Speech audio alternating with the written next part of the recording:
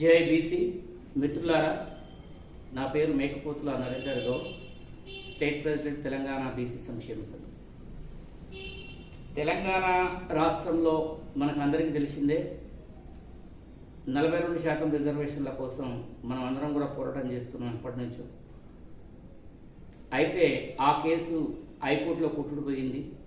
విద్యా ఉద్యోగ రంగాల్లో స్థానిక ఎన్నికలు నిర్వహించడంలో ఇప్పుడు ప్రభుత్వానికి ప్రధాన అడ్డంకిగా మారింది. మన ప్రభుత్వం, తెలంగాణ ప్రభుత్వానికి ఛాలెంజ్గా మారిన కేసు. ఇటువంటి కేసే, ఈ కేసుని హైకోర్టు నుంచి రాత్రి సుప్రీంకోర్టులో దాఖలు చేయడం జరిగింది. సుప్రీంకోర్టులో ఢిల్లీలో నాకుండేటటువంటి నా మిత్రులు బీసీ ఇంటలెక్చువల్ ఫోరం జాతీయ అధ్యక్షుడు ఆళ్ల రామకృష్ణ గారికి ఉండేటటువంటి గతంలో ఆయన కులగణన చేయాలని ఢిల్లీలో ఇంప్లీడ్ అయ్యి కేసు వేశారు కులగణన మీద సుప్రీంకోర్టులో. ఆయన ద్వారా మా ద్వారా మేము ఒక ఇన్ఫర్మేషన్ తీసుకుంటే ఈ కేసు ఏ విధమైనటువంటి తీర్పు ఉండదు. సేమ్ హైదరాబాద్లో ఎటువంటి అనుభవం వచ్చిందో, హైదరాబాద్లో ఎట్లా అయితే కొట్టేసిందో హైదరాబాద్ హైకోర్టులో, తెలంగాణ హైకోర్టులో సేమ్ అదే వస్తుంది తప్ప స్టే వచ్చేటటువంటి దాఖలాలు 99% లేవు.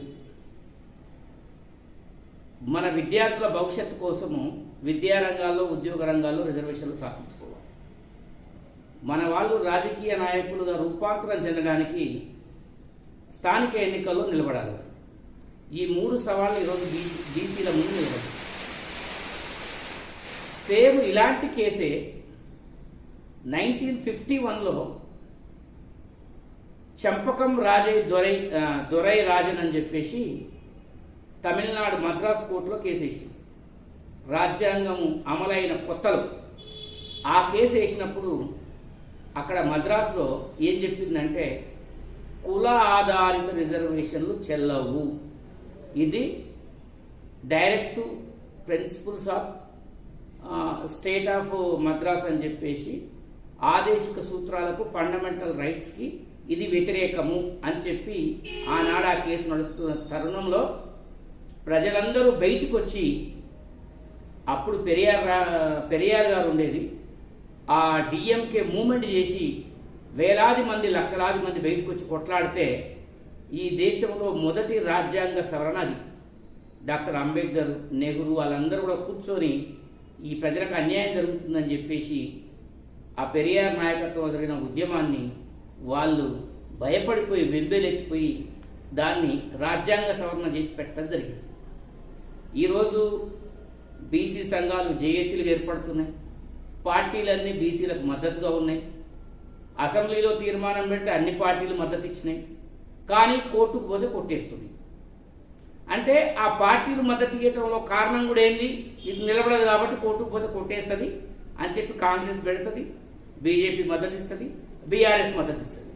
ఆ తర్వాత బీజేపీ వ్యతిరేకిస్తుంది, బీఆర్ఎస్ అసలు పత్తకుండా ఊసే మాట్లాడదు, కాంగ్రెస్ చేస్తున్నట్టు కనపడుతుంది. ఇంట్లో ఎవరి మోసమో మనకు అర్థం కాదు. కావున చంపకు రాజే దొరై కేసులో ఏ విధంగా ఫైట్ చేసిరో ప్రజలందరూ కూడా ఈరోజు రోడ్ల మీదకి వచ్చి కొట్లాడకపోతే బీసీల భవిష్యత్తు అగమ్య గోచరంగా మారే పరిస్థితి కనబడుతుంది. కాబట్టి ఎవరో నాయకులు మా కోసం పనిచేస్తారు, ఏవో సంఘాలు మా కోసం పనిచేస్తాయి అనే విషయాన్ని పక్కకు పెట్టి ప్రజలు ముందుకు వచ్చి పనిచేయాలి. స్వచ్ఛందంగా ప్రజలందరూ రోడ్ల మీదకి రావాలి, ప్రజలందరూ నినాదాలు చేయాలి, ప్రజలందరూ కూడా అర్థాలు చేయాలి. ఒక పెద్ద బహిరంగ సభను పెట్టడానికి ప్రయత్నం చేయాలి. ఈ రాష్ట్రంలో ప్రతి నాయకుడిని నిలబెట్టాడు. ముఖ్యంగా ఈడబ్ల్యూఎస్ రిజర్వేషన్లు 2 రోజుల్లో ఎవరు అడగకుండా, ఎవరు చెప్పకుండా ఖరారు చేసినటువంటి బీజేపీ ప్రభుత్వాన్ని మనం అడగాలి. ఇక్కడ ఉండేటటువంటి రాష్ట్ర ప్రభుత్వము బిల్లు పెట్టడానికి సిద్ధంగా ఉన్నప్పటికీ అక్కడ సెంట్రల్లో మనకి కాంగ్రెస్ పార్టీ, బీజేపీ పార్టీ 2 కలిసి సెంట్రల్లో ఆమోదిస్తేనే తమిళనాడు తరహా రిజర్వేషన్లు 9th షెడ్యూల్లో పెట్టడానికి అవకాశం ఉంటుంది. చాలామంది ఏమంటున్నారు, 9th షెడ్యూల్ బీసీ రిజర్వేషన్లో 9th షెడ్యూల్ బీసీ రిజర్వేషన్లు 9th షెడ్యూల్లో కోర్టులు పెట్టవు, ఒక్క రాజ్యాంగ సవరణ మాత్రమే పెడుతుంది. ఈడబ్ల్యూఎస్ రిజర్వేషన్ల గురించి మీ దృష్టికి తీసుకొస్తా. ఈడబ్ల్యూఎస్ రిజర్వేషన్లు 8వ తారీఖు 1వ నెల అంటే జనవరి 8, 2019 కేంద్ర మంత్రిమండలి ఆమోదం తెలిపింది. మర్నాడు 9వ తారీఖు జనవరి 1, 2019 దాన్ని పార్లమెంట్లో ప్రవేశపెట్టింది, లోక్సభలో. 3-4 గంటలు చర్చ చేసి వీళ్ళకి ఎందుకు ఇవ్వాలి రిజర్వేషన్లు అనే దాని మీద ఆర్థికంగా వీళ్ళు వెనకబడున్నారు, ఎకనామికల్లీ వీకర్ సెక్షన్ ఆర్థికంగా వెనకబడున్నారు కాబట్టి, డబ్బు లేని పేదవాళ్ళు కాబట్టి వీళ్ళకి ఇవ్వాలని చెప్పి 10% రిజర్వేషన్ల కోసం 4 గంటల సేపు అట్లా మాట్లాడిచ్చేసి మర్నాడు అది 10వ తారీఖు నాడు రాజ్యసభలో పెట్టి బిల్ పాస్ చేసి 103వ రాజ్యాంగ సవరణ అంటారు దీన్ని. 12వ తారీఖు జనవరి 2019 ఆమోదం పొంది 14వ తారీఖు 2019 నుంచి అమల్లోకి వచ్చేసింది. అంటే 103వ రాజ్యాంగ సవరణ జరిగింది. ఈ బిల్లు 12 నాడు రాష్ట్రపతి ఆమోదం పొందింది, 14 నాడు బిల్లు అమల్లోకి వచ్చేసింది. రిజర్వేషన్లే అమల్లోకి వచ్చినాయి.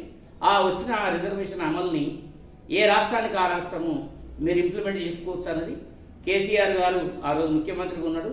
ఇక్కడ ఏదో పడిపోతున్నట్టు, ఇక్కడ ఏదో మునిగిపోతున్నట్టు, బాంబో ఇది చేయాలని చెప్పి ఇక్కడ చేసిరు. ఆంధ్రప్రదేశ్లో జగన్మోహన్ రెడ్డి ముఖ్యమంత్రి దాన్ని ఇంప్లిమెంట్ చేసిరు. ఈరోజు బీసీ రిజర్వేషన్లు ఇబ్బందులలో ఉన్న బీసీ రిజర్వేషన్లు ఇంప్లిమెంట్ చేయడానికి కోర్టులు అడ్డంకి చెప్పినా బీఆర్ఎస్ పార్టీ ఎక్కడ కూడా కనపడలేదు. పైగా ఇంకా హరీష్ రావుకి సంబంధించిన అడ్వకేట్లు, కేటీఆర్కి సంబంధించిన అడ్వకేట్లు దీన్ని వ్యతిరేకంగా చేసిరని చెప్పి వాళ్ళ విమర్శలు వచ్చినాయి. బీజేపీ పార్టీతో సరాసరి బీజేపీ రాష్ట్ర అధ్యక్షుడు కొనసాగుతున్న రామచంద్రరావు గారు ఈ బిల్లు పాస్ కాదు, నేను సీనియర్ అడ్వకేట్గా చెప్తున్నా, ఈ బిల్లు పాస్ అయ్యే పరిస్థితి లేదని చెప్పిండు. బీజేపీ కూడా ఎక్కడ కూడా కేసులో ఇంప్లీడ్ కాలేదు, బీసీల కోసం మాట్లాడలేదు. కాంగ్రెస్ మాత్రం అభిషేక్ మను సింగ్ని తీసుకొచ్చింది. ఆయన కూడా కొన్ని లోపభూయిష్టమైనటువంటి విషయాల మీద జడ్జిలు అడిగిన దానికి సమాధానం చెప్పలేకపోయాడు. ఆయన మన రాష్ట్రం నుంచి రాజ్యసభ సభ్యుడిగా ఉన్నాడు అభిషేక్ మను సింగ్ గారు. ఆ తర్వాత ఇక్కడ ఉండేటటువంటి అడ్వకేట్ జనరల్ సుదర్శన్ రెడ్డి గారు కూడా పెద్దగా ఏమీ వాదించినట్టు కనపడలేదు. ఇక్కడ ముఖ్యంగా మనకు అర్థమవుతుంది ఏంటంటే బీసీ రిజర్వేషన్ బిల్లు తర్వాత అసెంబ్లీలో ఆమోదించిన తర్వాత దాన్ని 9వ నెంబర్ జీవోగా తీసుకొచ్చిన తర్వాత ఆ జీవోని నిలిపివేస్తున్నప్పుడు ఏ రెడ్డి ఎమ్మెల్యే కానీ, రెడ్డి ఎంపీ కానీ, రెడ్డి మంత్రి కానీ, రెడ్డి ముఖ్యమంత్రి కానీ స్పందించలేదు. ఇంకెవ్వరు కూడా స్పందించలేదు. కావున నా విజ్ఞప్తి ఒక్కటే బీసీ ప్రజలకు, బీసీ ప్రజలంతా కదలాలి, బీసీ ప్రజలంతా రోడ్ల మీదకి రావాలి.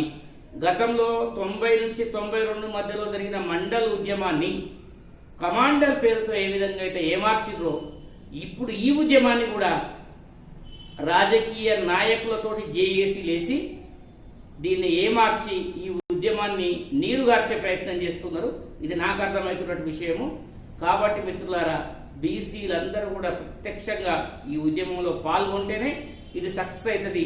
ఈ ఉద్యమం కనుక ఫెయిల్ అయిందంటే బీసీలు 100 సంవత్సరాలు ఎన్నుకుపోతారు.